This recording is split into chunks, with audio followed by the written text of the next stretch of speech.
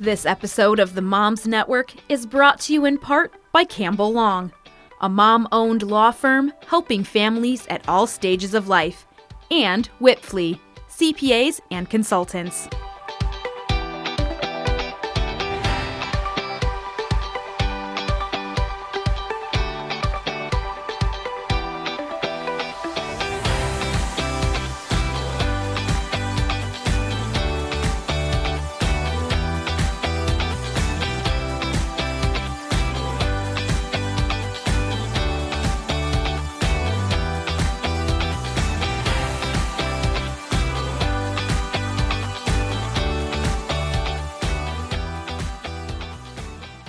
Welcome to the Moms Network, a talk show focused on all things mom-related. Today, my co-host Patty, Lindsay, and I are joined by Christina Klein-Trapp of Klein Hall, now Whitflea, to discuss everyone's favorite topic, taxes. Christina, you're going to make this all make sense today, right? Absolutely. Thank you. How did you get into this field, and tell us a little bit more about yourself? I'll tell you about myself first. My name is Christina Klein, now Trapp, as I just got married, so people are starting to learn that. I was the managing partner at Klein Hall CPAs here in Naperville for the last 17 years.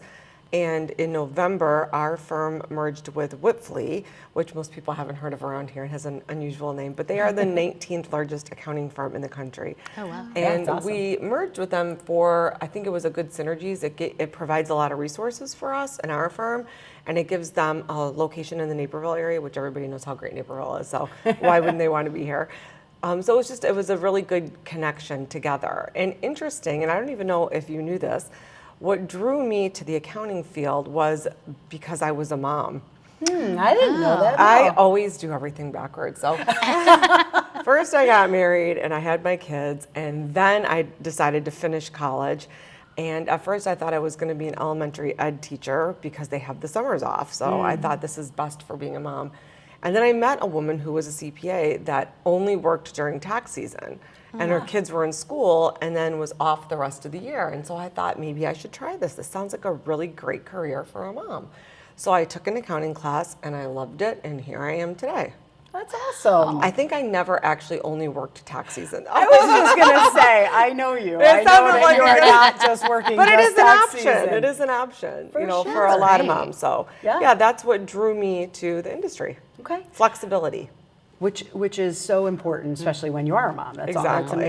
amazing. So obviously, you probably have clients that come in that are, oh my goodness, I haven't looked at anything in my taxes, or I don't even know anything about my financials, all the way up to people that probably know a lot about what you're doing. What is your clientele like? What phase are people coming to you? All phases? Or? All phases. And Okay. we do business taxes as well as individual taxes.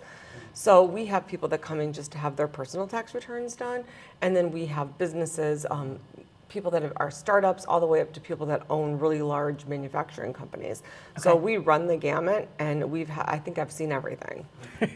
So have you seen, like, if somebody walked in, you always have that visual of somebody with a shoebox of receipts that just We says, have that. here. Yeah. Yes.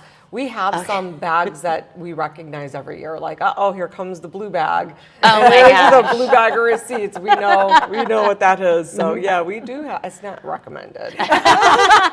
That's not one of your tips to share. I got it. No. Got Mine it. are in a Ziploc with the year on it. Well, that's very A organized. Ziplock's better So- than a shoebox. I think Yes. so. I Right. think there's And you have some the year format. on. Right. So what are the main things that you want to keep track of every year that a tax professional is going to need from you? So I'm going to go the business approach. Okay. As small business owner, you really want to keep track of your receipts in an organized fashion. Ziploc. Yeah, names. Preferably not in a Ziploc bag, hopefully. Hopefully in a QuickBooks file or something. Now we have that too. Allison does that. So nowadays, everybody can use scanners and things like that now. So we did put our stuff in Ziplocs and organize them and write, like meals and travel and stuff like that. But now things have gotten so much easier. You can there's software where you can just take a picture of I think, did we just start with that? Yeah. You could take a picture of your receipt and label it, and it just goes into the cloud somewhere, and you can recall everything if you need it. I really love Oh, that. that's really nice. I'm not a tech person, so I don't know how it works. I just know that it works, and it's really user-friendly and easy, and you don't have to be tech-savvy to know how to do something like that. So That's using awesome. software and what's out there and available has become a lot easier than it was in the past, where you basically felt like you had to have an IT degree to understand how to do anything. Right. Nowadays, using your iPhone, just taking a picture and saying meals and sending it, it files it away and organizes it, and if the IRS ever comes in, it's all there, and you can recall it, and it some of the software will bring it right into your QuickBooks or whatever accounting software you're using. So that's really, really great. That's awesome. As far as if it's your individual taxes, I really still think scanning it in and keeping it in a folder, as long as you're backing up your computer regularly, because sometimes people do that and they don't back it up, and if your computer We have to crashes. back up the computer? Yes, it doesn't just do that by This itself. is really hard. I know. But scanning it in is really important with all the identity fraud and stuff. You don't want to keep, I even worry about, like, I don't know, the cleaning people or babysitters or your kids' friends or whoever comes over and sees things laying out. It's better to scan it and shred it and just keep it organized by year that way on your Okay. computer. Okay. Other than receipts, what else? Like if I'm going to come see you for my taxes, what other information do I need to have with me? A copy of your last year's tax return. It would be great if you had a copy of the last 2 years' tax returns, but we can work with just last year. We can see what's going on and where you're at and ask the right questions from that point. Great. As far as I have 2 teenage boys that both work, at what point are they subject to having to file a tax return? If you work at all, if you get a 1099, if you get a W-2? So those are, yes, Yes, yes, and yes. 4 questions in one. So if you get a 1099, then yes, period. Okay. Regardless, that there's self-employment tax and things that go along with that 1099 from working. Okay. If they have a W-2, there's a threshold amount where they have to file. It's over $3,000, or on the spot, I don't remember because it changes a little bit every year, but it's relatively low. Most kids that work a part-time job, if you're thinking just 3,000 as like a mental, it's not exactly 3,000, but as like a mental block. If it's below that, they're probably okay. It's Okay. better to ask, but they probably don't need to file at that point. Okay. But if it's above that, then they're going to need to file. Okay. And also, you're going to want to file for them if they have a W-2, even if they're not required to, if the employer has withheld taxes, because you'll want to get that refund. Right. So if you've Okay. got a teenager working at the mall and they took out, they made $1,500, but the employer took out $150 of federal tax, they're not required to file, but we want to file for them and get that $150 back because they didn't need to pay it in. So it'll they just be a won't. They would refund. not get that back unless they filed. Correct. I think it's a good that's idea to even interesting. just kind of start it as a teaching Right. learning moment, right? So Right. I grew up babysitting. I was making $5 an hour when I was 12, 13 years old. My parents still did it with me. And now as a small business owner, that was important to me when I started my business to do things the right way. You know what I mean? Compared to just, I'm just going to go out there and make some money. So even making a little bit of cash as a 12-year-old, Right. my parents and I did, we did that. They taught me how to do that. Yeah. So it's not a bad learning experience. Yeah, that's awesome. I had a girlfriend, a good friend of mine growing up. She saved $10,000 babysitting through high school. Wow. Put it in Wow. an investment account.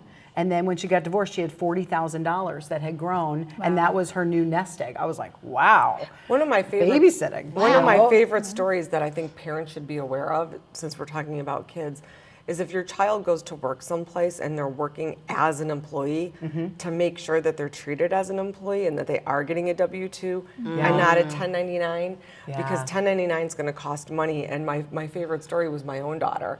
And she was in college, and tax time came, and I asked her, where's your W-2? She had been working at a company as a dog walker throughout college, and she said, W-2? And I said, well, yeah, where's your they should have given it to you, but I need it. Yeah. She says, I don't think I signed up for one of those. So we all started to make fun of her. I'm like, what do you mean you didn't sign up? You don't sign up for one. They give you.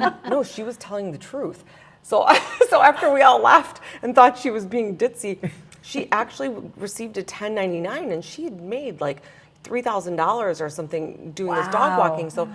And she should have been an employee, and the employer did that because they didn't want to pay the Right. FICA Yeah. taxes. Yep. So when I went to go do her tax return, she owed like $500 or $600. So I had to call the owner, and I said, she should have been an employee. Yeah. And he said, well, we don't do that. And I said, well, you need to do that. And then after some negotiating, he gave us the money for her tax bill. Wow. So it's really important. I've had so many parents where their kids have come in where they've worked for people and not known the difference. And then when they said, why does my child owe this money? They only, worked, because you can't really ever get out of self-employment tax. Yeah. And so it's really important to make sure that your kids know that they signed up for that W-2. Oh, that's really Yeah. good advice. Yeah, I know in my practice, the massage therapists that work for me are employees because we give them the patients, we provide everything for them. They just have to show up and do the service. So the difference between being an employee and a 1099 person would be someone that said, hey, can I use your room? And maybe there are a couple of patients of mine that use them, but they're on their own schedule. They have their own business,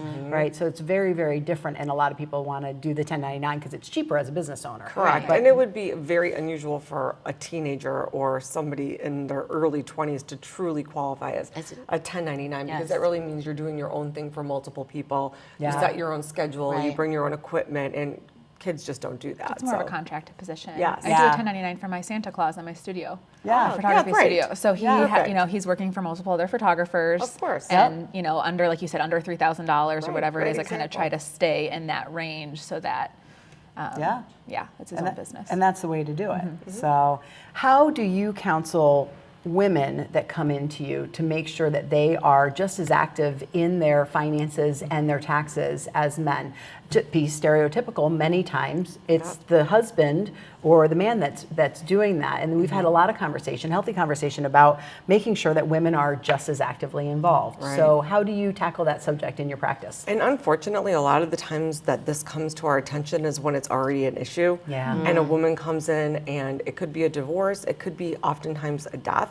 Where it's an elderly woman and her husband has passed away and she has no idea because the husband has always done all of the finances and she feels very afraid and clueless. Or it could be a divorce, with even a younger person, and the man just always did everything, and then they're embarrassed and they don't want to come in. And usually it's referred to me by somebody who's like a banker or somebody who is saying, don't be embarrassed. There's no reason to be embarrassed. Usually they wanted to work with a female, and our location is 85% female CPAs. So they'll come in, and the first thing that we do is just tell them, when there's nothing wrong with trusting your husband, right? So don't feel bad about yourself that this happened, but let's correct it. Let's educate ourselves. And it's really important for them to share that with other people then. Like, don't get in the same situation that I was in. It's really important to understand that when you sign your tax return, whether you prepared it or not, you are responsible for the information on that return. So if you don't understand it, ask someone.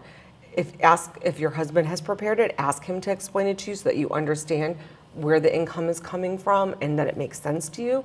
And if you're unable to get him to explain it to you, go outside and ask for help. If someone were to come to our firm and just say, I really feel like I need a little bit of help understanding this, and I've gone to my spouse and I'm not really able to get clarity, would somebody be able to spend like 5 minutes with me and just go over this and explain to me what this means? We would absolutely do that. We've done that before. That's so great. So it's really important, though, to understand what you're signing, because if something goes wrong, saying I didn't understand is not get you out of the tax, right? Yeah. So ignorance is not a defense of the tax law, unfortunately. Okay. And in order to be an innocent spouse for the IRS and get out of something, you have to meet some extreme circumstances, which most of us, thank God, don't meet those circumstances. So it's just really important to be aware that you're not just signing off on something and being like, oh, well, that you actually understand what you're signing and that it makes sense to you. Yep. Seems logical. Yep. I know I had a friend of mine that went through a divorce, and she came to me and she said, I have no idea where we bank. I don't know the passwords.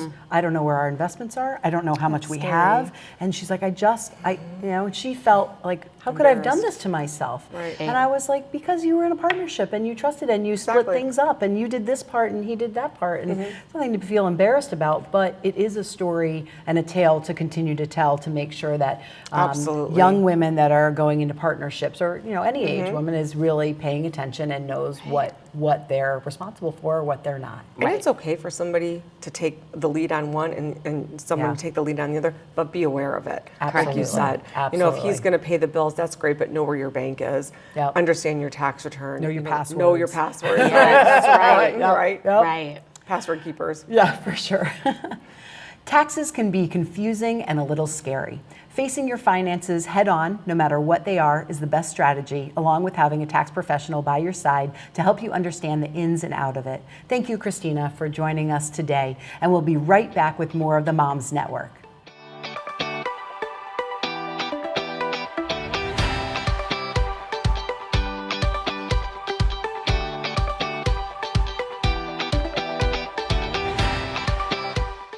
This episode of the Moms Network is brought to you in part by Campbell Long, a mom-owned law firm helping families at all stages of life, and Whitflea, CPAs and consultants.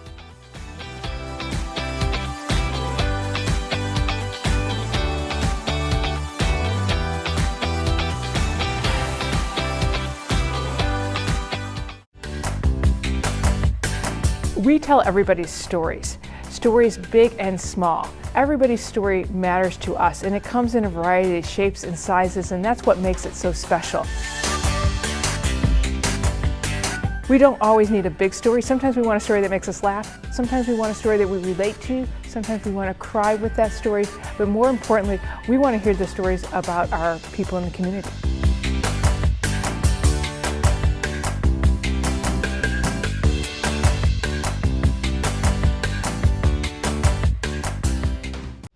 This episode of the Moms Network is brought to you in part by Campbell Long, a mom-owned law firm helping families at all stages of life, and Whitflea, CPAs and consultants.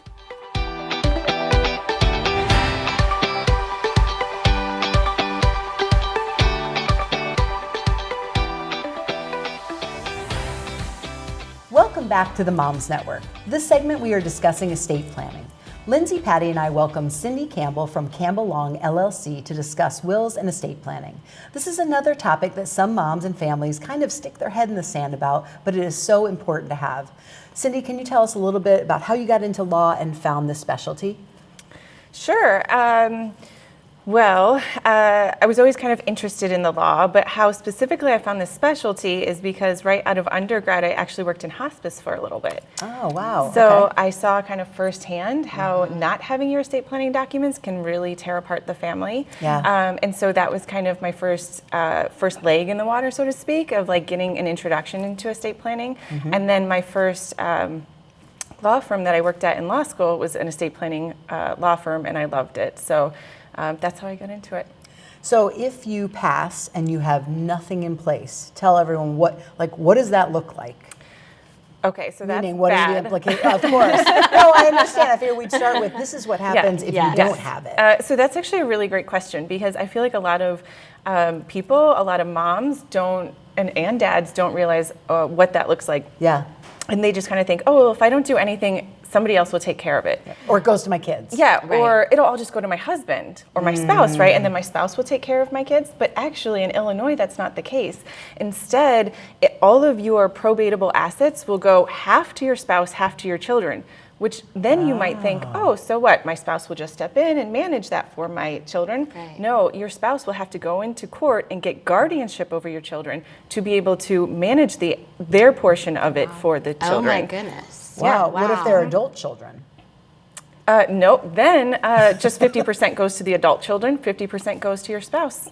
And then the spouse really doesn't have No, any ability to no, manage it's that half money. the children. And so this is how Wow. also people think, oh, well, if I don't do estate planning, there won't be any fighting, right? Right. It's the complete opposite. If you Yeah. do your estate planning, then there won't be any fighting. Yeah. Wow.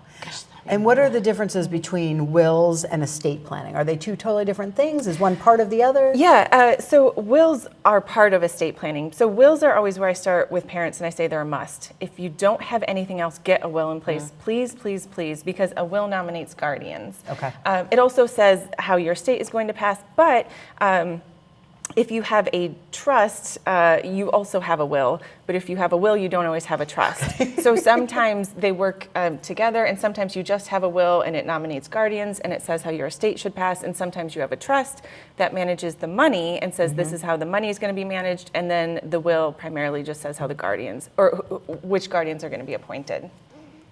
Okay. This is always a topic like you never want to talk about. It's like, I never want to talk like, about oh, death, right. and I don't want to talk. But it's so important that you do that. It's something I had heard about, like estate planning. It's not just stuff about after you pass. Your estate plan, you could also put in there things like if I should be sick and what happens to me then. Yeah, absolutely. In fact, I strongly suggest if you don't have those in place, those can be really important right now. And that being durable, your powers of attorney, a durable power of attorney and your healthcare powers of attorney. So your durable power of attorney can name who would step in the event of a temporary state of incapacity. Okay. So it can also name temporary guardians.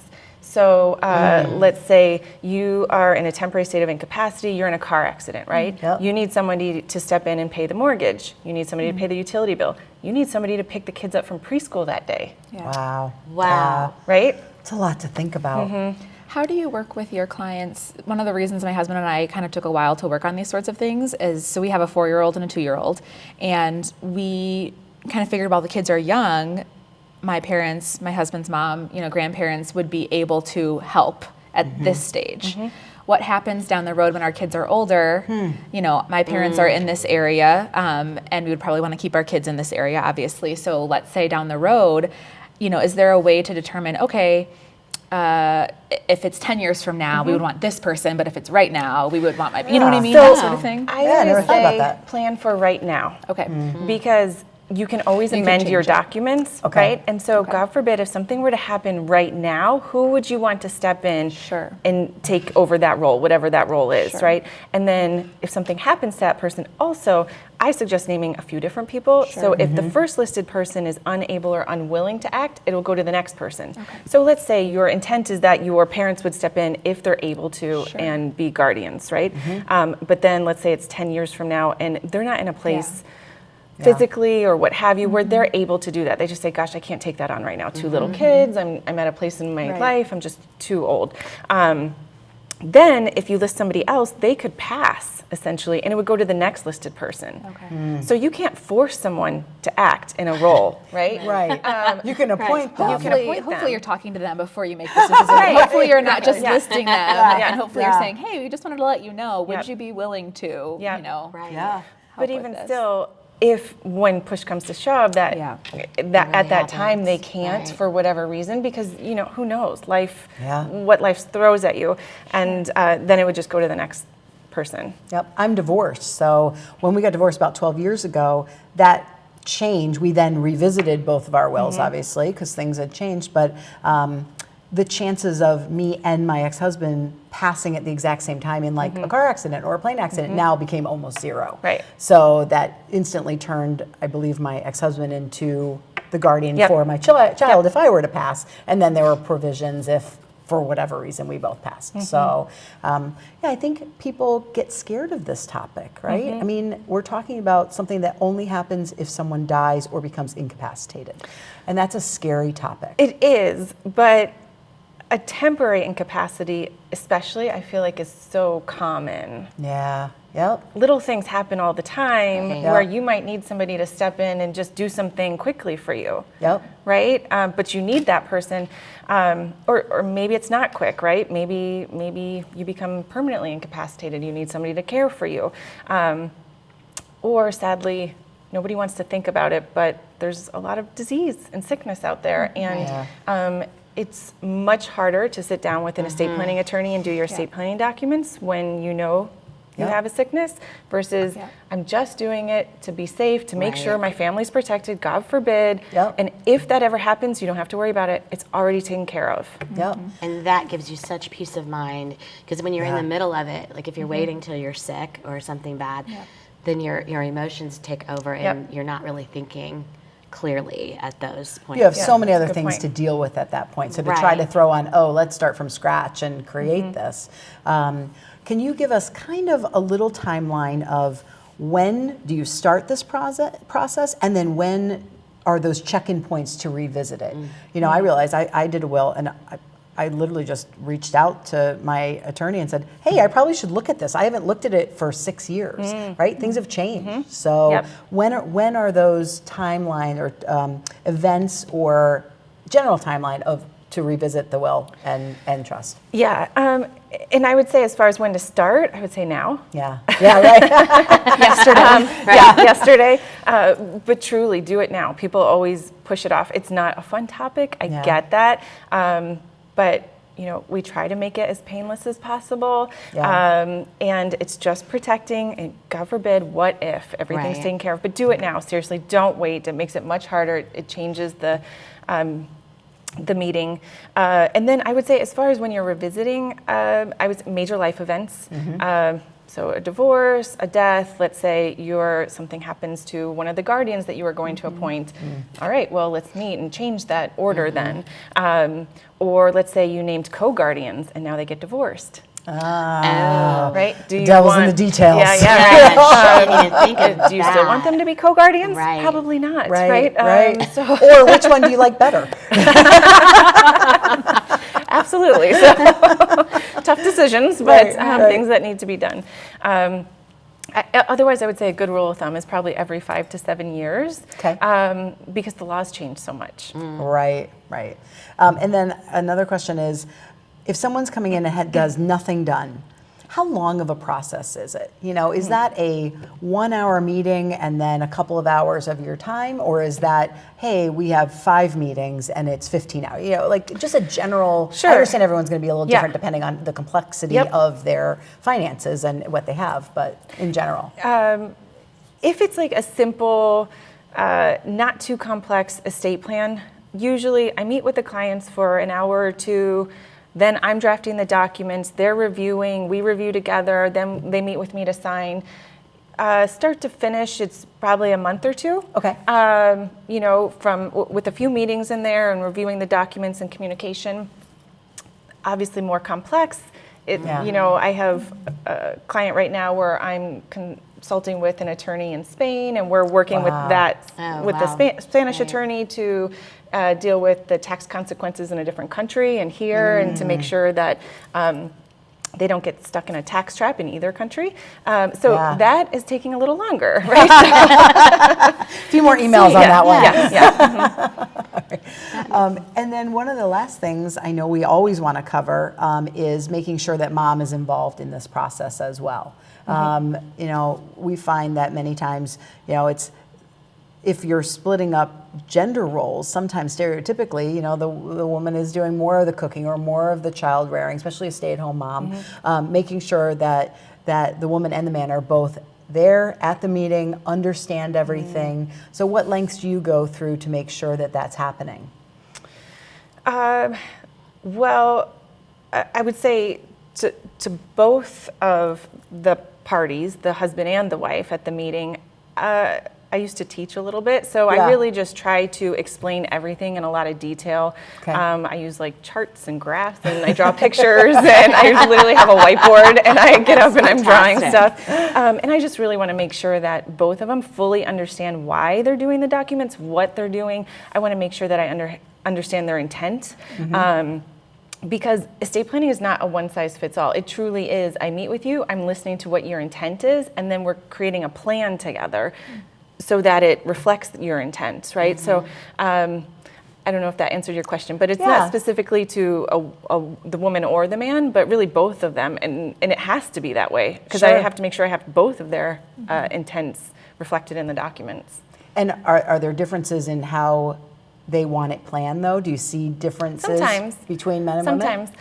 Often the man will just go with what the woman wants. So it's the reverse. It's the reverse is what I was going to say. It's the reverse when we were talking about finances. It's usually the opposite. But that makes sense, because these are the kind of documents where you're talking about the care of usually your children and of your assets, and women just tend to be, that's kind of their focus. Right, let's plan. If I'm not available to take care of my kids, it's probably much of the driving force for many couples coming in at that point once they have kids. Right. Yeah. That's when I would say, do you think that is when you see a lot of people, when they have children, that's when they think, okay, we need a will? Absolutely. Yeah. That's when we started worrying about it. We had nothing until our kids were born. Myself included. Even though I'm not even giving in your profession. Even though I started doing estate planning in 2006, it wasn't until I had my first son I was like, oh, I should probably do my will and my For trust. us, it was even the first time we flew That's great. without them. It wasn't even when they were born. It was the first time that we were going to be leaving them with grandma and grandpa. That we were like, oh, if something happened. Yep. Right. Yeah. You don't want to think about that. Like you said, you don't want to think about No, it. but you want to have that covered and make sure that, it's going through the proper process and channels. Yeah. And it'll keep you up at night if you Yeah. don't have, as a mom. Yes. Yeah. When I first had my son, how do I not have this in place? Yeah. So there's no judgment when people No, come and right. say, I haven't done them. Right. I'm like, Right. yeah, trust me. I get it. I get it, yeah. All right, well, thank you. I have talked to so many moms and dads that have kids, businesses, and investments, but do not have a will or estate plan. We hope this segment takes this item from the we need to do this someday to we need to do this now checklist. Thank you, Cindy, for joining us for this important conversation. Thanks for watching the Moms Network. And remember, you are always invited. Thank you.